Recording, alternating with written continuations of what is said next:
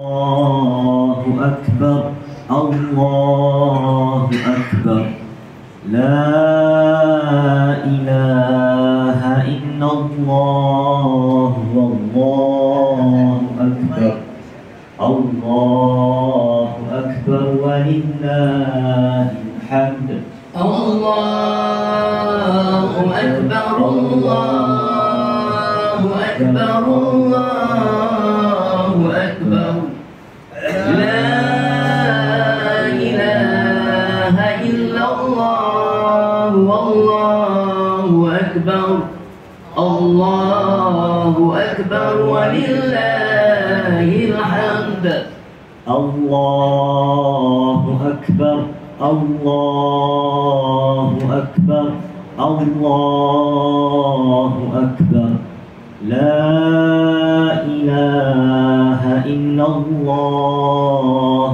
والله أكبر الله أكبر ولله الحمد الله أكبر الله أكبر الله أكبر لا إله إلا الله والله أكبر الله أكبر ولله الحمد الله أكبر الله أكبر الله أكبر لا إله إلا الله والله أكبر الله أكبر ولله الحمد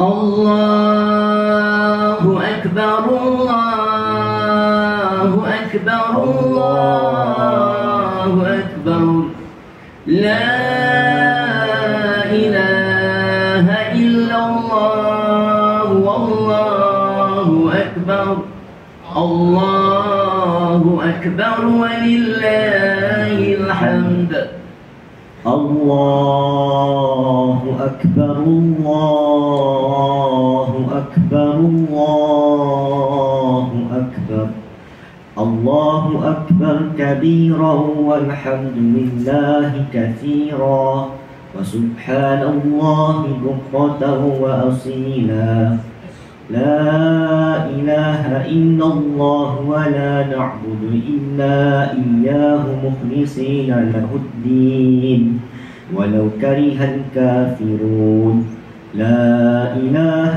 إلا الله وحده صدق وعده ونصر عبده وأعز جوده وهزم الأحزاب وحده لا إله إلا الله والله أكبر الله أكبر ولله الحمد الله أكبر الله أكبر الله أكبر لا إله إلا الله والله أكبر الله أكبر ولله الحمد الله أكبر الله أكبر الله أكبر لا إله إلا الله والله أكبر الله أكبر ولله الحمد الله أكبر الله أكبر الله أكبر لا إله إلا الله والله أكبر الله أكبر ولله الحمد الله أكبر الله أكبر الله أكبر لا إله إلا الله والله أكبر أكبر الله أكبر ولله الحمد الله أكبر الله أكبر الله أكبر لا إله إلا الله والله أكبر الله أكبر ولله الحمد الله أكبر الله أكبر الله أكبر لا إله إلا الله والله أكبر الله أكبر ولله الحمد الله أكبر الله أكبر الله أكبر لا إله إلا الله والله أكبر الله أكبر ولله الحمد الله أكبر الله أكبر الله أكبر لا إله إلا الله والله أكبر الله أكبر ولله الحمد الله أكبر الله أكبر الله أكبر لا إله إلا الله والله أكبر الله أكبر ولله الحمد الله أكبر الله أكبر الله أكبر لا إله إلا الله والله أكبر الله أكبر ولله الحمد الله أكبر الله أكبر الله أكبر لا إله إلا الله والله أكبر الله أكبر ولله الحمد الله أكبر الله أكبر الله أكبر الله أكبر لا إله إلا الله والله أكبر الله أكبر ولله الحمد الله أكبر الله أكبر الله أكبر لا إله إلا الله والله أكبر الله أكبر ولله الحمد الله أكبر الله أكبر الله أكبر الله أكبر كبيرا والحمد لله كثيرا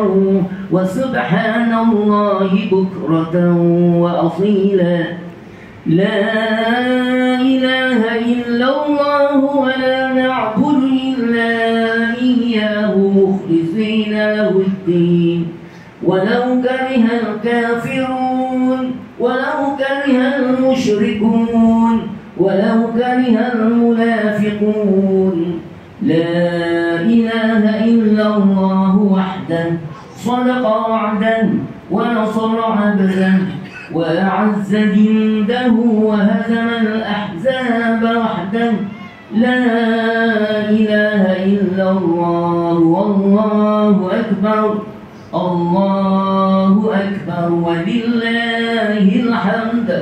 الله أكبر الله أكبر الله أكبر لا إله إلا الله والله أكبر الله أكبر ولله الحمد.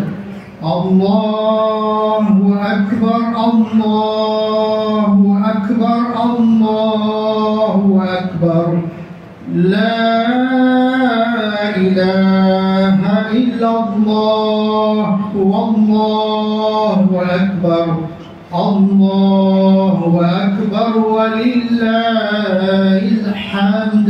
الله أكبر الله أكبر الله أكبر لا إله إلا الله والله أكبر الله أكبر ولله الحمد. الله أكبر الله أكبر الله أكبر الله أكبر كبيرا والحمد لله كثيرا وسبحان الله بكرة وأصيلا.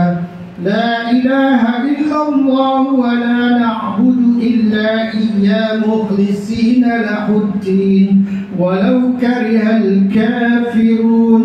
لا إله إلا الله وحده صدق وعده ونصر عبده وأعز جنده وهزم الأحزاب وحده. لا إله إلا الله والله أكبر الله أكبر ولله الحمد. الله أكبر الله أكبر الله أكبر لا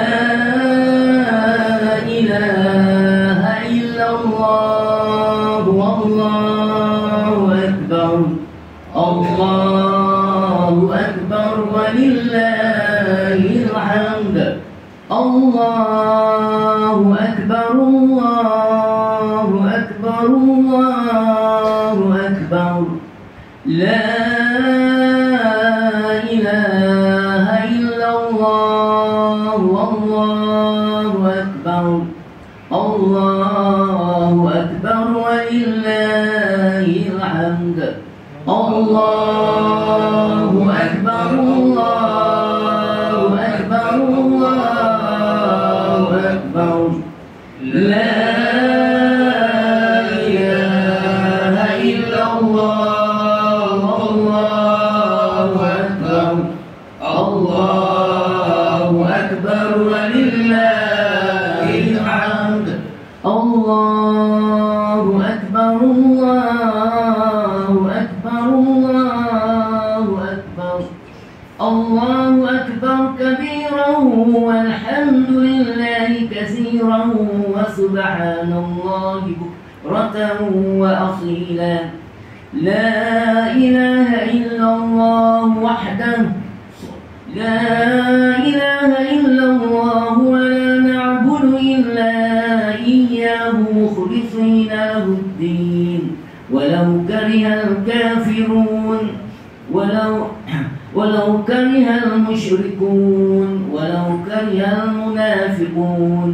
لا إله إلا الله وحده صدق وعده ونصر عبده وأعز جنده وهزم الأحزاب وحده. لا إله إلا الله والله أكبر الله أكبر ولله الحمد. الله أكبر الله أكبر الله أكبر لا إله إلا الله والله أكبر الله أكبر ولله الحمد. الله الله أكبر لا إله إلا الله والله أكبر الله أكبر ولله الحمد الله أكبر الله أكبر الله أكبر لا إله إلا الله والله أكبر الله أكبر ولله الحمد الله أكبر الله أكبر الله أكبر لا إله إلا الله والله أكبر الله أكبر ولله الحمد الله أكبر الله أكبر الله أكبر لا إله إلا الله والله أكبر الله أكبر ولله الحمد الله أكبر الله أكبر الله أكبر لا إله إلا الله والله أكبر الله أكبر ولله الحمد الله أكبر الله أكبر الله أكبر لا إله إلا الله والله أكبر الله أكبر ولله الحمد الله أكبر الله أكبر الله أكبر الله أكبر كبيرا والحمد لله كثيرا وسبحان الله بكرة وأصيلا لا إله إلا الله ولا نعبد إلا إياه مخلصين له الدين ولو كره الكافرون لا إله إلا الله وحده صدق وعده ونصر عبده وعز جنده وهزم الأحزاب وحده لا إله إلا الله والله أكبر الله أكبر ولله الحمد الله أكبر الله أكبر الله أكبر لا إله إلا الله والله أكبر الله أكبر ولله الحمد الله أكبر الله أكبر الله أكبر لا إله إلا الله والله أكبر الله أكبر ولله الحمد الله أكبر الله أكبر الله أكبر لا إله إلا الله والله أكبر الله أكبر ولله الحمد الله أكبر الله أكبر الله أكبر لا إله إلا الله والله أكبر الله أكبر ولله الحمد الله أكبر الله أكبر الله أكبر لا إله إلا الله الله أكبر الله أكبر ولله الحمد الله أكبر الله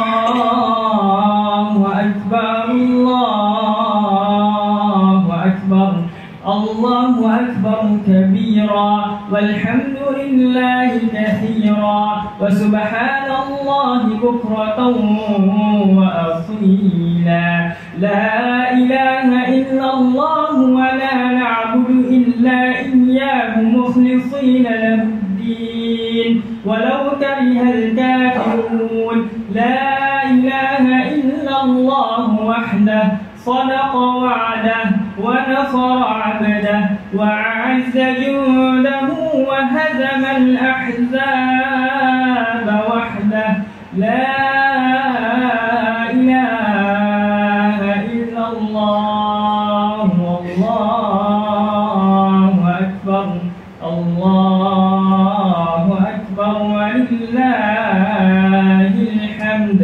الله أكبر الله أكبر الله أكبر لا إله إلا الله والله أكبر الله أكبر ولله الحمد. Assalamualaikum warahmatullahi wabarakatuh. InsyaAllah tuan-tuan, muslimin, muslimat yang dirahmati Allah, sebentar lagi kita akan menunaikan solat sunat Aidil Adha. Seperti biasa, saya sedikit memberi penjelasan dan penerangan bagaimana kifiat untuk melaksanakan solat tersebut. Lafaznya, usalli sunatan Aidil Adha raka'ataini ma'muman lillahi ta'ala. Sahaja aku solat sunat Aidil Adha 2 rakaat mengikut imam kerana Allah Ta'ala. Saya ulang lagi sekali, lafaz niat ni hukum dia sunat, tetapi membantu untuk kita niatlah di dalam hati. Usalli sunatan Aidil Adha raka'ataini ma'muman lillahi ta'ala. Sahaja aku solat sunat Aidil Adha 2 rakaat mengikut imam kerana Allah Ta'ala. Lepas tu kita takbiratul ihram, baca doa iftitah dan diikuti dengan 7 kali takbir. Di dalam takbir tersebut diselangi dengan tasbih subhanallah walhamdulillah wa la ilaha illallah wallahu akbar wa la hawla wa la quwwata illa billahil aliyyil azim. Sampai ke takbir yang ke-7, makmum hanya mendengar bacaan imam dan diikuti dengan rakaat kedua sebanyak 5 kali takbir. Sebanyak 5 kali takbir dan diselangi dengan tasbih. Pada takbir yang kelima, makmum hanya mendengar imam membaca surah Fatihah dan surah pilihan, dan akhir sekali diikuti dengan khutbah. Sekian, wabillahi taufiq wal hidayah. Assalamualaikum warahmatullahi wabarakatuh. As-salatu jami'ah, salatu jami'ah, as-salatu jami'ah rahimakumullah.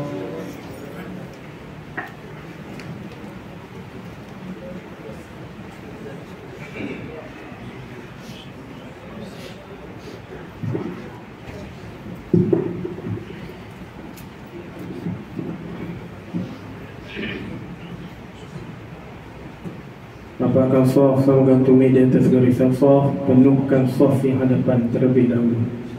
Pastikan saf-saf yang kosong dipenuhi terlebih dahulu untuk kita membuat saf yang baru.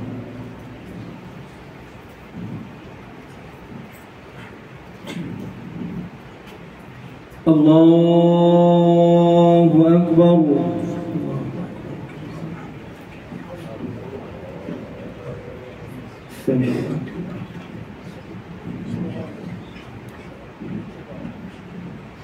Allahu Akbar.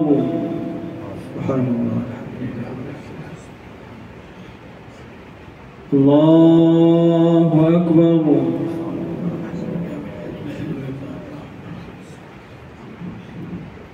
Allahu أكبر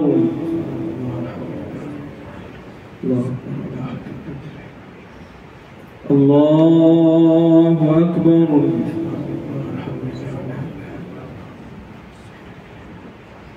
الله أكبر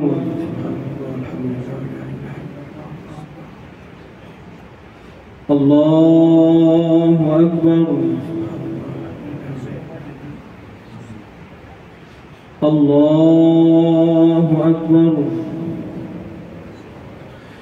بسم الله الرحمن الرحيم الحمد لله رب العالمين الرحمن الرحيم مالك يوم الدين إياك نعبد وإياك نستعين اهدنا الصراط المستقيم صراط الذين أنعمت عليهم غير المغضوب عليهم ولا الضالين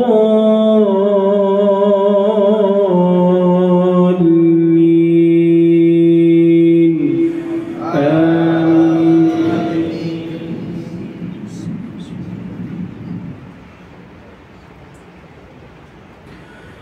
إن أول بيت وضع للناس للذي ببكة مباركا وهدى للعالمين فيه آيات بينات مقام إبراهيم ومن دخله كان آمنا ولله على الناس حج البيت من استطاع إليه سبيلا ومن كفر فإن الله غني عن العالمين قل يا أهل الكتاب لم تكفرون بآيات الله والله شهيد على ما تعملون قل يا أهل الكتاب لم تصدون عن سبيل الله من آمن تبغونها عوجا وأنتم شهداء وما الله بغافل عما تعملون الله أكبر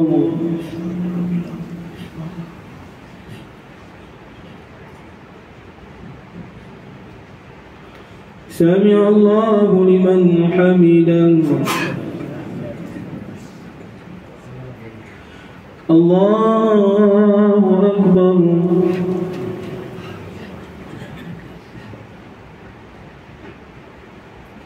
الله أكبر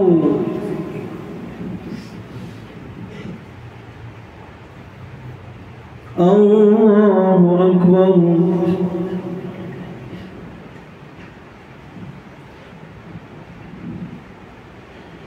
الله أكبر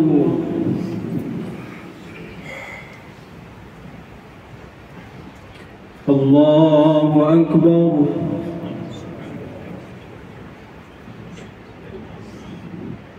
الله أكبر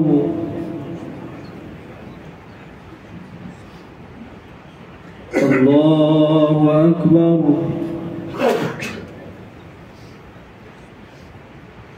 الله أكبر الله أكبر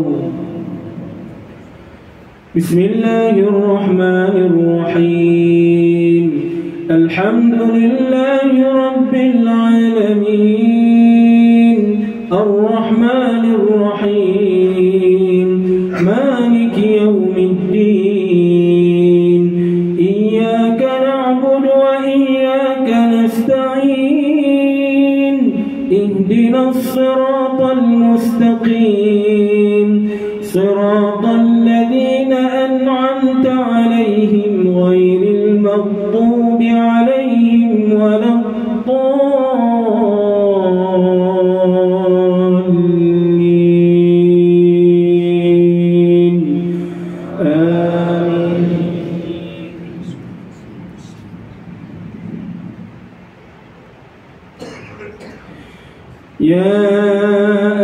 أيها الذين آمنوا إن تطيعوا فريقا من الذين أوتوا الكتاب يردوكم بعد إيمانكم كافرين وكيف تكفرون وأنتم تتلى عليكم آيات الله وفيكم رسوله ومن يعتصم بالله فقد هدي إلى صراط مستقيم يا أيها الذين آمنوا اتقوا الله حق تقاته ولا تموتن إلا وأنتم مسلمون واعتصموا بحبل الله جميعا ولا تفرقوا واذكروا نعمة الله عليكم إذ كنتم أعداء فألف بين قلوبكم فأصبحتم بنعمته إخوانا وكنتم على شفا حفرة من النار فأنقذكم منها كذلك يبين الله لكم آياته لعلكم تهتدون. الله أكبر.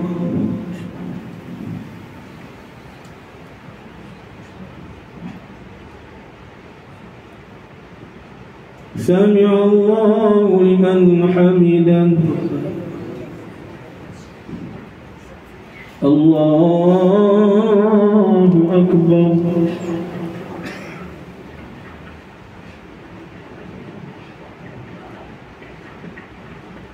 الله أكبر.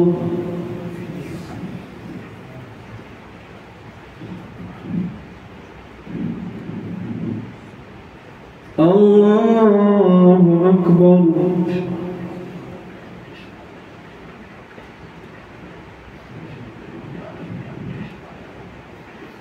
الله أكبر.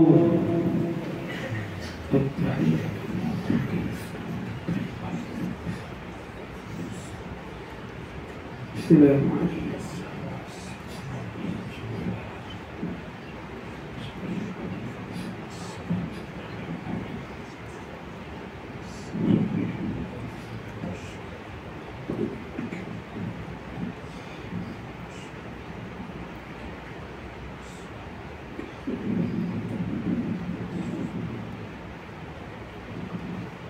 السلام عليكم ورحمة الله. السلام عليكم ورحمة الله.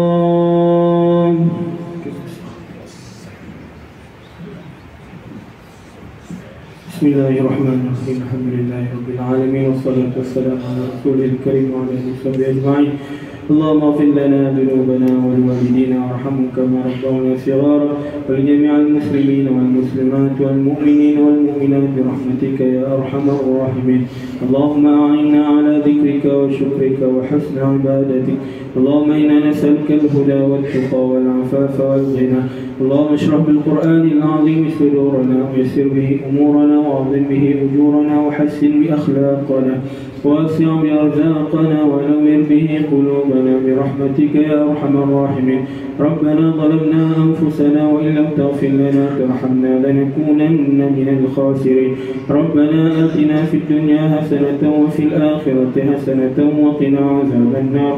صلى الله على خير خلقه وعلى آله وصحبه أجمعين. الحمد لله رب العالمين.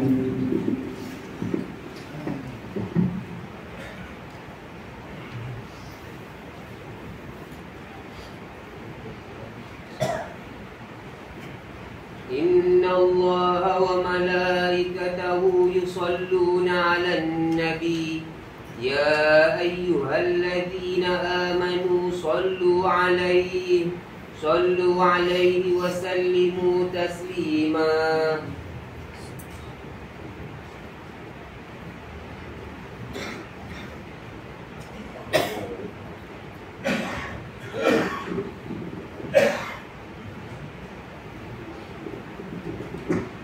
Assalamualaikum warahmatullahi wabarakatuh. Allahu Akbar, Allahu Akbar, Allahu Akbar. Allahu Akbar, Allahu Akbar, Allahu Akbar. Allahu Akbar, Allahu Akbar, Allahu Akbar, walillahil hamd. Allahu Akbar kabira, walhamdulillahi katsira, wa subhanallahi wa bihamdihi bukratan wa asila. الحمد لله الكريم القهار الرحيم الغفار دعا عباده إلى أشرف بيت وأعظم مزار وناداهم إلى القرى ليغفر لهم الذنوب والأوزار. أشهد أن لا إله إلا الله وحده لا شريك له تفرد بالبقاء والدوام والاقتدار. وأشهد أن محمدا عبده ورسوله خير من طاف وسعى ورمى الجمار. صلى الله وسلم وبارك على سيدنا محمد خير الأبرار وعلى آله الأطهار وصحبه الأخيار والتابعين وتابعهم بإحسان ما تعاقب الليل والنهار. أما بعد فأوصيكم أيها الناس ونفسي بتقوى الله وراقبوه ولا تعصوه. الله أكبر، الله أكبر، الله أكبر walillahil hamd.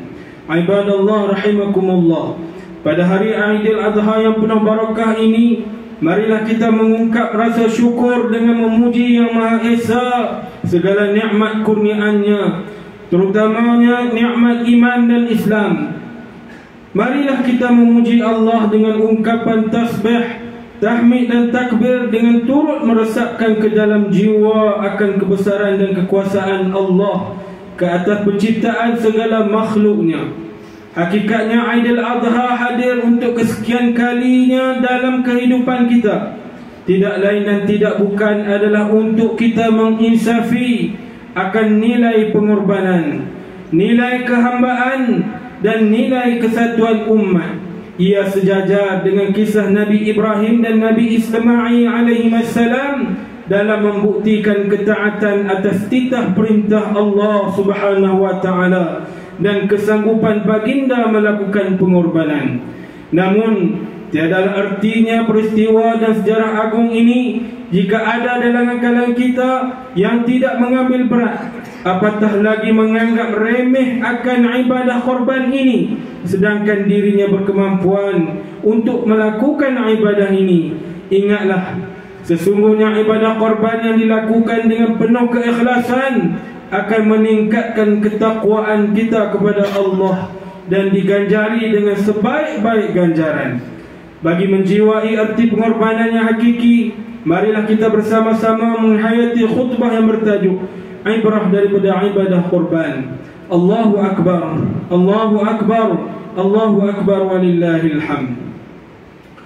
Sidang jemaah yang dirahmati Allah, kalimah korban berasal dari bahasa Arab yang membawa maksud mendekatkan. Manakala menurut istilah syarak, korban ialah sembelihan binatang ternakan seperti lembu, kerbau, kambing dan unta dengan tujuan mendekatkan diri kepada Allah Subhanahu wa taala. Ia dilakukan pada hari raya Aidil Adha dan hari-hari tasyrik, iaitu pada 11, 12 dan 13 Zulhijjah. Peristiwa korban dalam sejarah manusia bermula sejak zaman Nabi Adam alaihissalam lagi, iaitu korban yang dilakukan oleh Qabil dan Habil. Allah Subhanahu wa taala menceritakan peristiwa ini melalui surah Al-Maidah ayat 27. A'udzu billahi minasyaitonir rajim. Watlu 'alaihim naba'a ibni Adam bil haqqi idh qarraba qurbanan fatuqbila min ahadihima ولم يتقبل من الآخر قال لأقتلنك قال إنما يتقبل الله من المتقين. Ceritakanlah wahai Muhammad kepada mereka kisah dua orang putera Adam, Habil dan Qabil, tentang kejadian yang sebenarnya, yaitu ketika mereka berdua mempersembahkan korban untuk mendampingkan diri kepada Allah. Lalu korban salah seorang daripada mereka, Habil, telah diterima, dan korban daripada seorang lagi, Qabil, tidak diterima. Dia, Qabil, berkata, sesungguhnya aku akan membunuh kamu. Habil menjawab, sesungguhnya Allah hanya menerima korban daripada orang yang bertakwa. Firman Allah ini menunjukkan bahawa penerimaan ibadah korban bukan semata-mata berdasarkan kepada bentuk atau jumlahnya, tetapi bergantung dengan keikhlasan dan ketakwaan berlakunya. Habil telah mempersembahkan korban dengan penuh keikhlasan dan ketundukan kepada Allah, maka korbannya diterima. Manakala Qabil melakukan korban tanpa keikhlasan, maka korbannya ditolak. Allahu Akbar, Allahu Akbar, Allahu Akbar, walillahil hamd.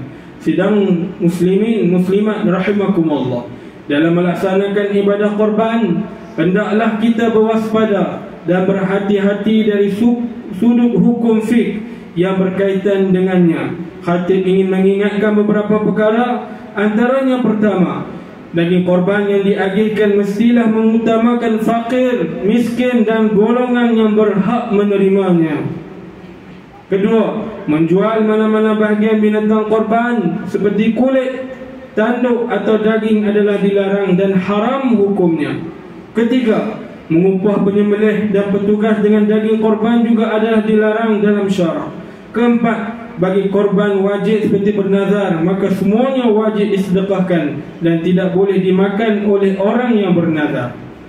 Barakallahu li wa lakum bil Qur'anil azim wa nafa'ani wa iyyakum bima fihi min al ayati wa dhikril hakim wa taqabbalallahu minni wa minkum tilawata innahu huwas samiul alim. Aqulu qawli hadha wa astaghfirullahal azim li wa lakum wa lisairil muslimin wal muslimat والمؤمنين والمؤمنات فاستغفروه إنه هو الغفور الرحيم. الله أكبر، الله أكبر، الله أكبر، لا إله إلا الله، والله أكبر، الله أكبر، ولله الحمد. اللهم صل على سيدنا محمد وعلى آله وصحبه أجمعين.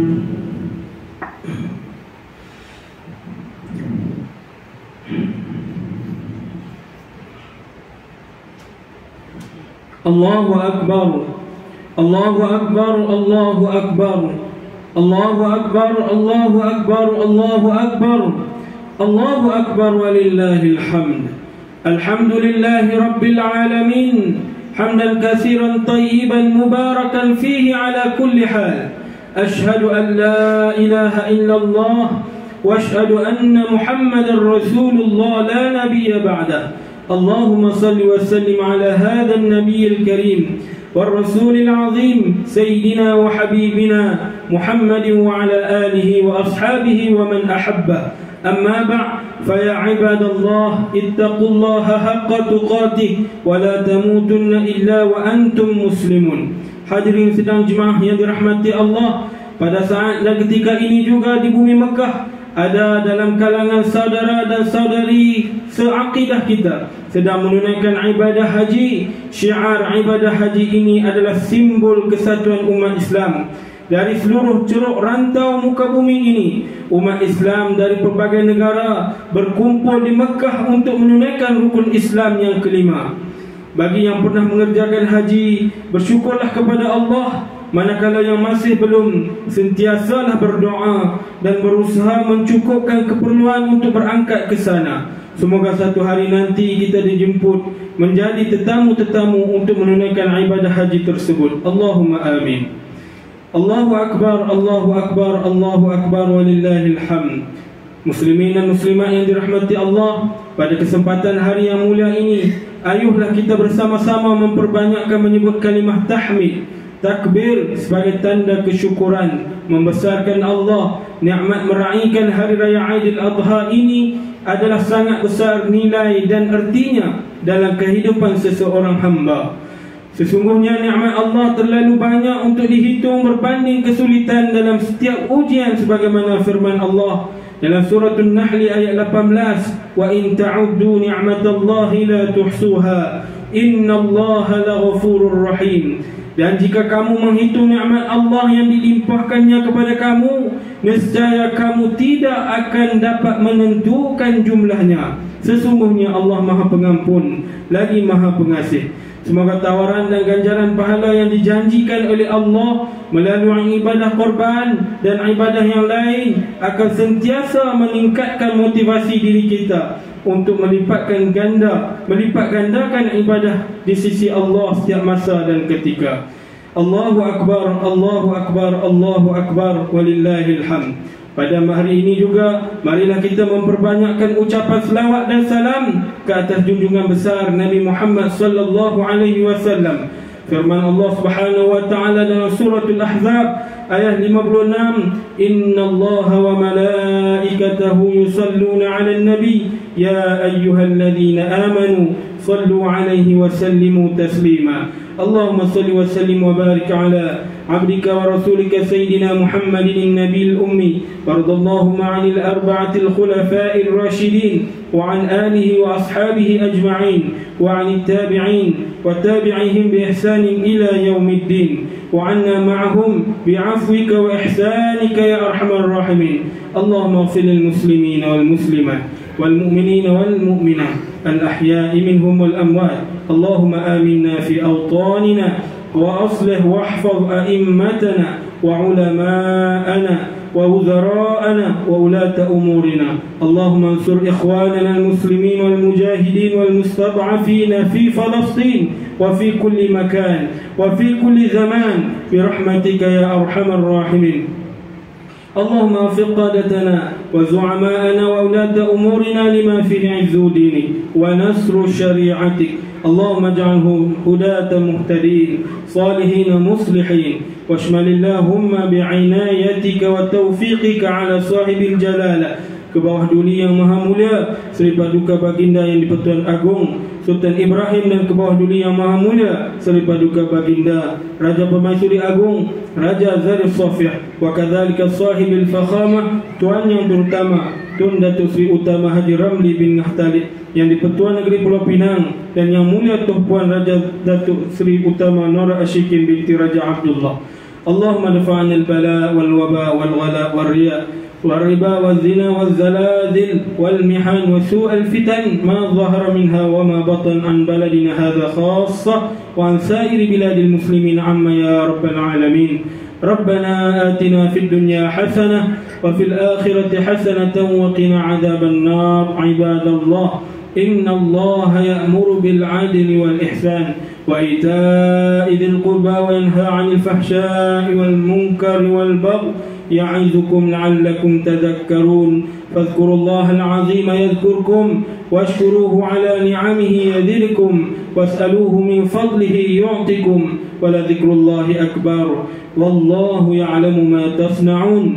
الله أكبر الله أكبر الله أكبر ولله الحمد.